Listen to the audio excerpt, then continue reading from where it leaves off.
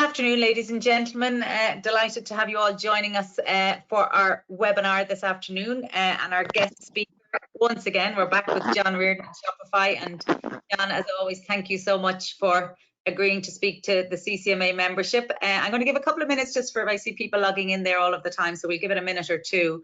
But just to remind everybody, some of you may have been on the webinar, which was probably maybe March, April time last year, John, when we were all just getting used to this working remotely, smarter working, home working. And I know this afternoon from our chat beforehand, you're going to talk about the lessons learned and what we need to be thinking about going forward. So as always, we want to make this as interactive as possible. And we really would encourage people online to send through any questions, any comments, any observations, and ask John the difficult questions, because I know you really like the difficult questions, John. So the more difficult, the better as far as you're concerned. And we really want to learn. I think we were just talking earlier of the need for all of us to help each other and support each other, which is obviously what CCMA is all about. But, you know, every company is at the similar stage in where they're at on remote working, thinking about reopening at some point later in the year and what challenges that might pose or how it will look and feel different to what it was last year in January and February. So I think this is a really great opportunity to ask those sort of questions of John, who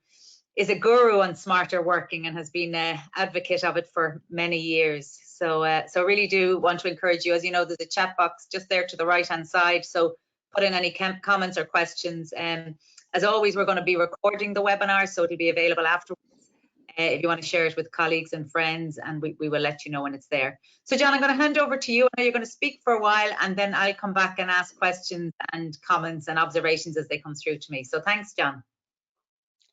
Thanks a million, Dorothy. Hi there, I'm John Riordan. I'm the Director of Support for Shopify here in Ireland, and we're probably the largest pure play remote organization in Ireland. We're closing in on 500 employees. We have no office. We've never had an office, and hopefully we probably will never have an office.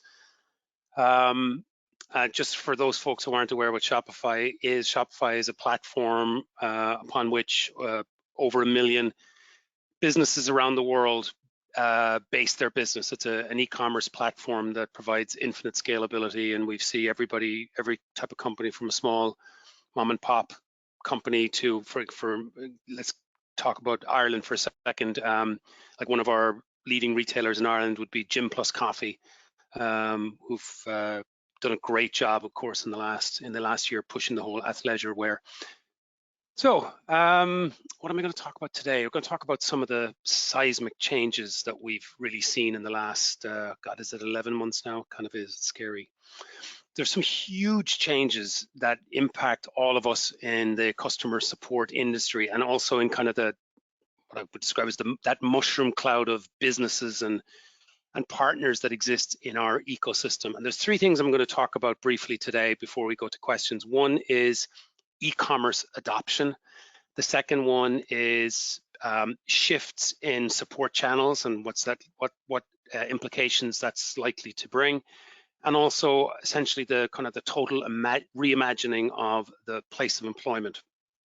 Now, I'm not going to really detail this in any academic fashion with sources, etc., but where I have them, I'll share with them.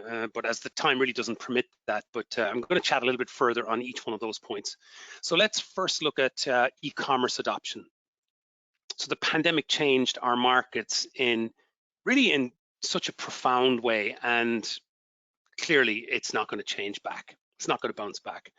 So here's a good way of looking at it. E-commerce as a percentage of retail, as we all know, exploded in 2020. And one area to have a look at is the US market. So a few stats to share with you regarding the US market that are really important, because like I said, it really is the bellwether market for us. Since about 2010, online as a percent, I think it was 2010, online as a percentage of overall retail sales was inching up, not really inching up, but moving up at a fairly decent clip. In 2010, online sales was 6.4% of the total. And then every year it started growing. So it went from 6.4, it increased by 0.8%, 0.8%, 0.8%, 0.9, 1.0, 1.1. You kind of get the trend here. Then in 2017, it jumped 1.4%.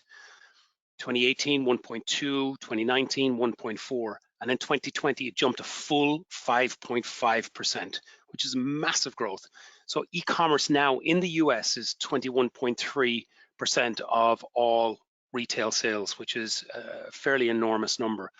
So what we've actually seen is in 9 months, we've seen the condensing of 5 years worth of growth in 9 months, and that's quite astonishing. Another way to phrase that, every year since 2010, e-commerce sales has grown by approximately between 13 and 17% per annum, all the way across from 2010 all the way through to 2019. Last year, 2020, it grew 44%, and that was just basically in a 9-month year. So again, as I said at the start, what does it mean? It means that the e-commerce genie is flat out, it's out of the bottle, and it's not going back in. Now, these changes drive wider societal adoptions also. Your grandparent is ordering their groceries online. Your parents are probably now handling family Zoom calls as if it's second nature.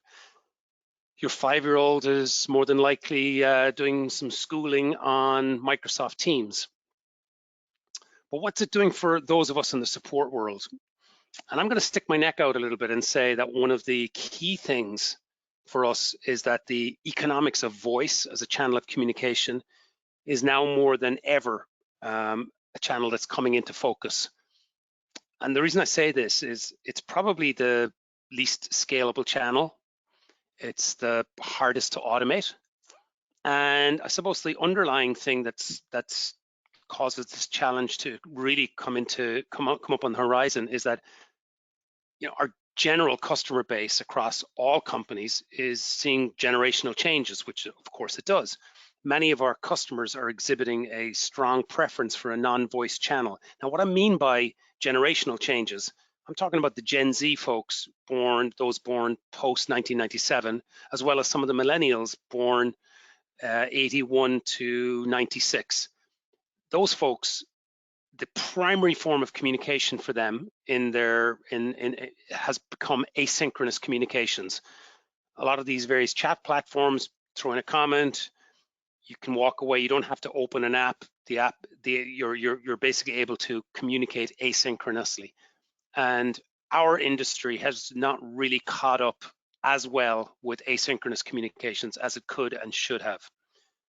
And all of the text-based communications that are going on, that really brings in another element, which is the ability for the basic use of algorithms to change the way in which we're actually able to offer prompts and actually offer text responses. And you'll see some really good companies are able to look at probably 95+% of their interactions seeing an element of satisfied customer who's dealt with from an automated perspective. So these are changes that we're seeing, and they shouldn't in any way frighten us. Just to give you a quick example about change, let's look at the NHS in the UK. The NHS is still, believe it or not, one of the biggest purchasers of fax machines in the world. In fact, there was a plan about 10 years ago to unify the whole digital system of patient records in the UK. And they spent about 10 billion on it. I think it was $12.5 billion equivalent was spent on it, and it went nowhere and it was abandoned.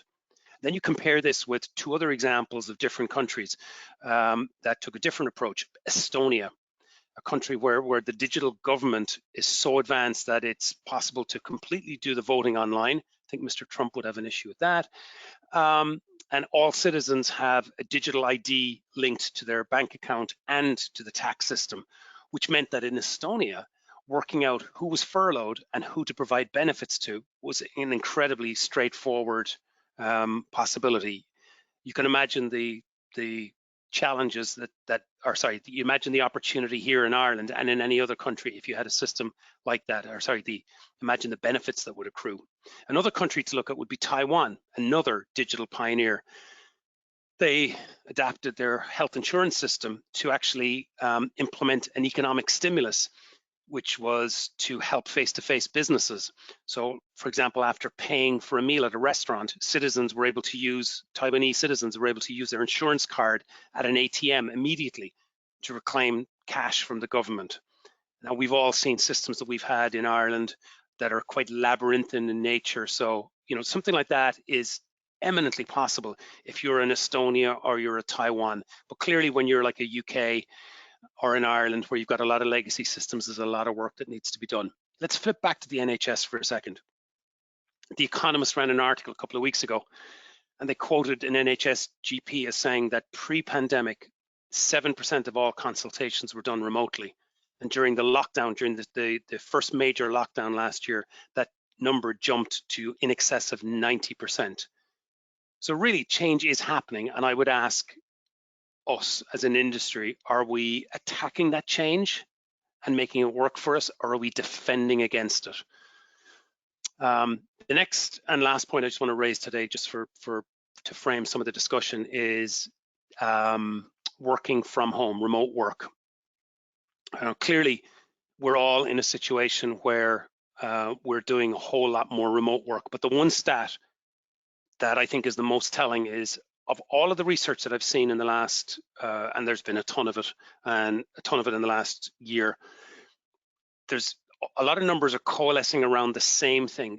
I think the last 4 pieces of research I've seen, when respondents are asked to give a variety of different answers with where the continuum is, on one end, I definitely want to go back to the office, and on the other end, I definitely want to stay remote. And then there's, maybe 3 or 4 days remote, 1 to 2 days remote, the odd day remote, that continuum. So just take the two extremes for a second. The last 4 or 5 pieces of research I've seen that talks about those who want to go back to the office, absolutely, resolutely, it's office only, that's what I want to go to.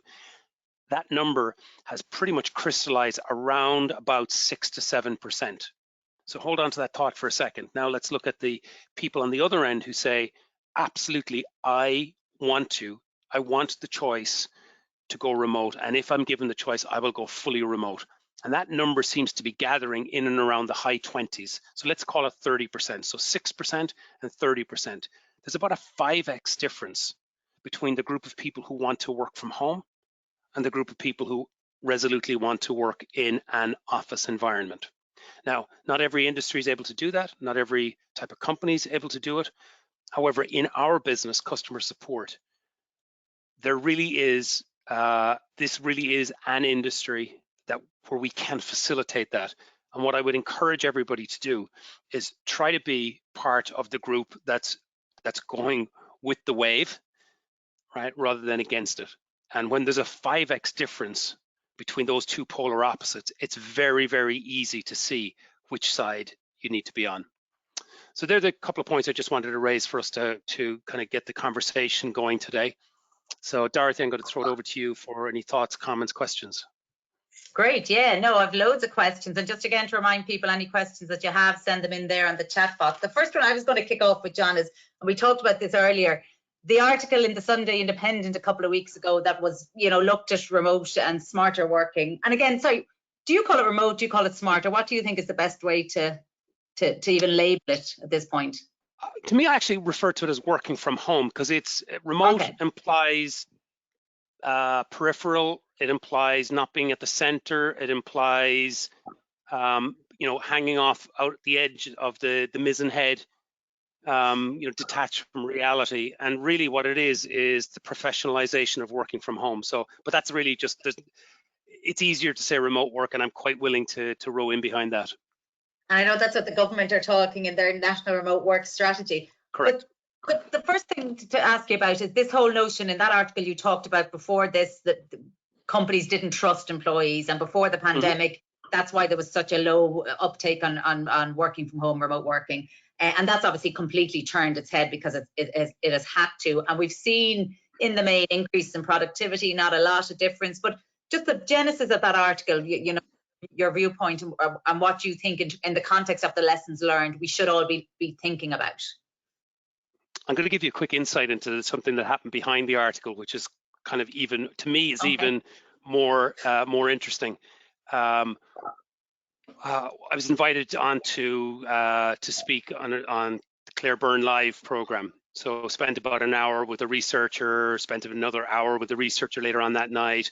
Was told, we'll call you at the start of the show and we're ready to go. And, my position would have been very clearly, here's how to do remote work. When you want to do remote work, here's how to do it properly. The phone never rang. So I went out into the TV to look, and the type of questioning, and so they did go with a remote work piece, and they had a couple of people on, none of whom were experienced in remote work or had any real, they just had no experience in remote work. And the type of questions that were being asked were, working from home in a lockdown, you must be very lonely. And it was like, it had a classic negative bent. And what I walked away from that was thinking, you have to have balance in the discussion. You really do have to have balance. And there are some media outlets, and this particular show, not RTE in general, but this particular show was trying to portray an angle where remote work just doesn't work. And remote work needs to work, and it is working for a large group of people. So when I had the opportunity to participate in the article in the Sunday Independent with Gabby Moynihan, the principal thing that we talked about was trust. And Dorothy, you and I have spoken on a number of occasions. Trust is the currency of remote work, and a company that trades in trust will do incredibly well in the remote work arena. A company that doesn't trade in trust will deeply, deeply struggle in remote work. And just an aside on that, or a question from Alison on that, is it really about trust or is it about mid-management control? Oh, they're inextricably linked. The classic command and control that exists in, let's call it the old school workplace, that's gone. Right, the walls are gone, the windows are gone, the doors are gone from the offices, and that's a real challenge to the bastions of middle and upper management, where suddenly, they're kind of exposed to everybody else, and that's actually a really good thing. And in an organization where trust is a valued currency, that should be embraced. In an organization where there's a very corner office mentality, you should fear that. You should fear it, because the rebels are coming. Okay. We talked about, and sorry, Alison has come back to 100% agree with you. We need to help supervisors, managers, and how to lead virtually, which absolutely we do. Coming back to that article, John, you talked in the article about, people now have experienced working from home, and for the percentage that really have embraced it. And, I know the scenario is different now. We've talked about, like, working from home now is very different to working from home post-pandemic. At the moment, obviously, people are homeschooling, so it's going to be a completely different look and feel in many ways. But you talk about what was missing is the collaboration piece. A lot of companies are saying that's where they're finding the biggest challenges, the whole area of engagement and collaboration. Just given that Shopify, this is your model from day one, What advice can you give to people to try and get that? If you think of what most companies are going through right now, they're trying to bang a square peg into a round hole. Okay, working from home during a pandemic surviving and being able to conduct some element of your work from home during a pandemic is not intentional work from home. And what we need to do is we need to separate the two. And there's a clear realization that working from home works, that employees can be trusted, that productivity is the same or better in almost every industry. Yeah, you'll find the odd report that says it's gone down, but on balance, and you have to be balanced about this, almost all studies are saying that productivity is the same or higher. And I would go with the balance. I'd go with the majority on that. So clearly, it's going to work. The question is, how are you going to make it work? And it's a case of not just rolling it out and taking this is what we did in an office, we're going to bang it over here and bang that square peg into a round hole. It has to be intentional. It has to be well structured, and there are groups and organizations that are doing a lot of really good, valuable work to help companies. There's an organization that grew up here in Ireland called Grow Remote, and just so you're aware, I'm on the board of Grow Remote, so I have a vested interest in it. but it's essentially started off as a volunteer organization, and the Grow Remote is now helping multiple companies around Ireland and big name companies with sessions to help the senior and middle management embrace the concept of remote work. So it does need to be a ground up build. Okay. And for companies now, because everybody at this stage is talking about, subject to everything in the vaccinations, that, you know, most likely the earliest people will start going back into the office will be September time. It'll be on a, shift basis. It won't be 100% everybody back to your point. Some people want to stay at home, and obviously everybody's doing surveys of what percentage and what way this hybrid model would work. But if you're a sort of senior manager in this call today and you're planning for that, what sort of things should they be thinking about? So what things should they be putting in place? Okay, so if you're a leader in a company where a decision has already been made that people are going to be brought back into the office, probably the most important thing that you're going to need to do is to build a talent acquisition pipeline, because you're going to lose a lot of people. It's going to be the case when the majority of your competitors will be offering the ability to work from home. It's going to be a real challenge for companies who dig in and don't do it. So that to me is actually the single biggest challenge on the horizon for any organization that's looking to this mythical, let's call it, bounce back to the old days. It's not going to bounce back to the way it was. And I would encourage people to have discussions internally as to what the new, I hate the term the new norm, but what the new version of the future will be, and have that discussion in terms of the new future as opposed to what parts of the past can we drag in and pretend it's a futuristic view. Okay. Couple of particular specific questions. John has asked, how does Shopify deal with workforce management, scheduling and forecasting in an asynchronous messaging environment? That is a fabulous question. What we're finding is it's a significant challenge for a standard workforce management organization. It requires an augmentation of chat scheduling type mentality. And I would be an absolute barefaced liar if I said we have conquered it. No, we haven't. And we use Zendesk and we use Intercom, and they're different tools. And one operates in the asynchronous world, has a tool that really helps us from an async perspective. But overall, it's one that I'm looking forward to dealing with it at a far higher level over the course of the next 2 years. And if John has any ideas on how to help me, he's more than welcome to reach out to me on LinkedIn. Great. And then Liam asks, regarding the 64% between the extremes on the continuum, what tasks have been cited as the ones to take place in the office? And he's saying, for example, would collaboration be one of the ones? So we're sort of saying people have to come in, or not have to come in, but there's opportunity. So what sort of tasks do you see happening in the office, I think, is the question. Well, I'll answer it in terms of how we view it at Shopify. Like, what are the things that we will gather people together for?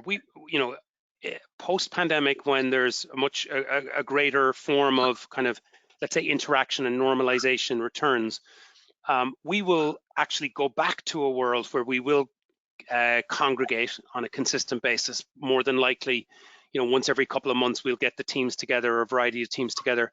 So there will always be that connection point. There will always be that element of community, and that's the single most important thing for us. So I don't think it's actually particular tasks, but I think the challenge for some companies is to get beyond a belief, and it exists in a lot of companies, to get beyond the belief that the only way that you can collaborate is side by side, or another one is the only way that you can have these random connections is the mythical water cooler.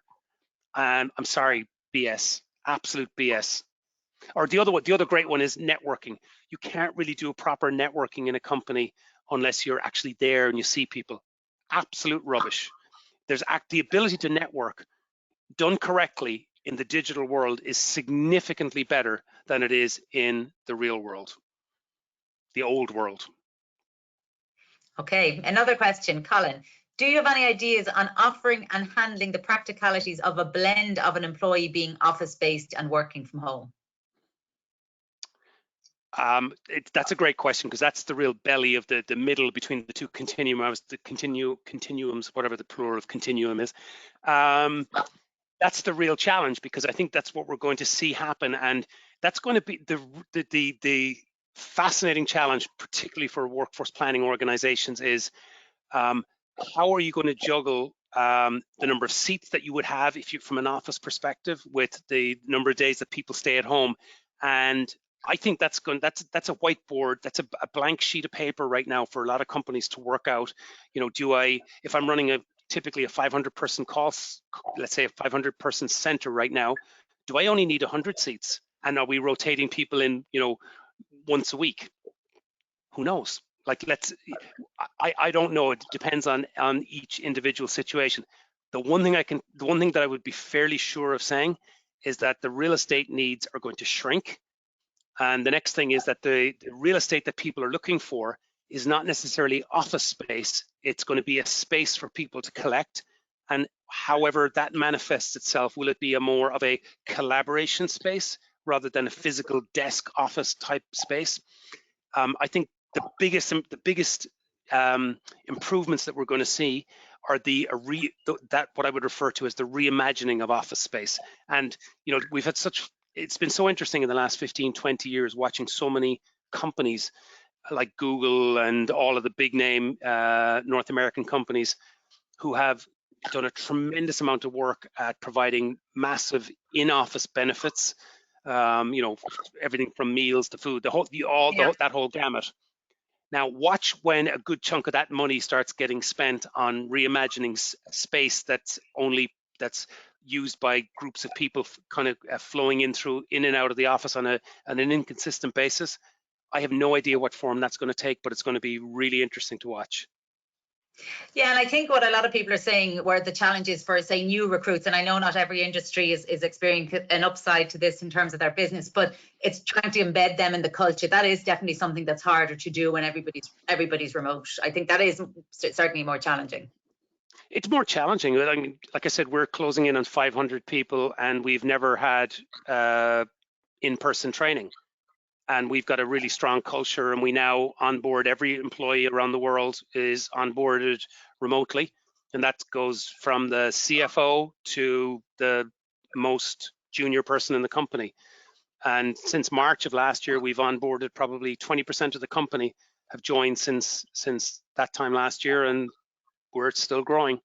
So it can be done. Yeah. And just Alison has come back to say, John has come back to say that IT Solutions will definitely have a solution for you on workforce planning. So I'd say he will connect with you directly afterwards. So good to see you, John. And Alison has pointed out, and I've heard a couple of companies talk about this, John, I don't know if you've heard it, of this idea of activity-based working, that like it won't necessarily be a 9 to 5 shift that people will be doing. It'll be, you know, I'll do that bank of work in this time, if it has to be a time slot, or else it's an output of work. Because I think we're moving away from being sitting at your desk for 8 hours and somebody monitoring you.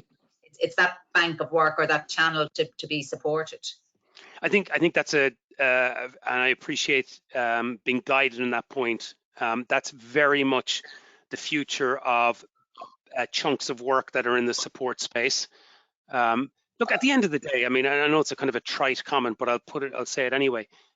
Employers in 5 years' time should be more interested in how people code rather than interested in their postcode, right? And what I mean by how people code, it's like how they go about doing their work. And I think that's a really kind of important point for us to remember, that you can have somebody working anywhere in the country or anywhere in the world for that matter, as long as they're actually doing the activity that's ascribed to them. That's what you should be judging them on. Yeah. And one last question, John. The whole, you know, certainly from talking to members in the last few months, this whole area of employee engagement. I mean, Shopify obviously have got it right, but is there any hints or little quick tips you can give people of how just to keep the fun element, to keep the motivation up? I mean, you do this anyway all of the time, but any particular tips? Sure. Look, I'm giving you the rose-tinted glasses view of remote work, and it is wonderful. On balance, it's wonderful, hugely positive. It's hard. There are days when the walls are coming in on you. There are days when you want to throw the computer out the window. But you have to, we've all had those days in an office-based environment as well. You know, there are days when the dog probably gets a kick when they don't deserve it, unfortunately. All right, but no, I'm joking. There's one of the most important things is dealing with mental health from the very start, and actually ingraining that in discussions from day one. That would be number one. Number two would be encouraging discussions about vulnerability, because that to me is one of the key pillars underlying strength. Is somebody who can actually be vulnerable is showing their greatest strength. If you can ingrain those two things, which are not first nature really for a lot of people in the space that we operate in, so that's going to take a significant mind shift, particularly for more senior levels of management. So yeah, that they would be the things: ingraining mental health and empowering discussions about vulnerability. And those two, they lead on to the third one, which is trust. You can't have trust until you actually deal with the first two. Yeah. And actually, what's interesting, I was talking to a member today. It wasn't a member company they were referring to, but they were saying a relative of theirs was in a company that she hadn't seen her manager, her line manager, physically, as in on video, since last March. That all of it was literally calls. There was no video, there was no screen, and that wasn't her choice. It was the manager's choice. And I mean, that's frightening to hear at this point of where we are in the pandemic in terms of supporting your team. Videos on. That's another key one. Videos on. Videos never off. Like to me, it's the I've been in situations where the odd time, and I mean, I'm talking about 1 in 1,000 situation where somebody has said, "Hey, listen, my kids are running around naked in the background and I can't control them, and I just need the videos off," and we all have a laugh, and that's fine. Yeah. Or Yeah. I'm eating my breakfast and I don't need you to see me, so videos off, and that's fine. Other than that, it's videos on the whole time, and that's I think it's wonderful. Yeah, no, absolutely. And we're all so used to it now anyway. There's really no excuse. Brilliant, John. The clock has beaten us yet once again. I'd like to see, just to see one last question come in. Oh, just a thank you, a couple of thank yous there. Thanks, Alison. So John, thank you so much. I know if people want to connect with you with Shopify, you're on LinkedIn, or they can drop me an email. And we obviously hope to see you on Claire Byrne again soon. Flag for smarter remote working. You can I think I learned my lesson. I think I'll stick to print media. Thanks. Well, listen, we hope to see you again soon. And thanks a million, as always, for your time. We really appreciate it. And thanks to all the team in Shopify. And thanks, Niamh, as always. Take care, everybody. Thanks, Arthur. Take care. Bye. See you, John. Take care. Bye-bye.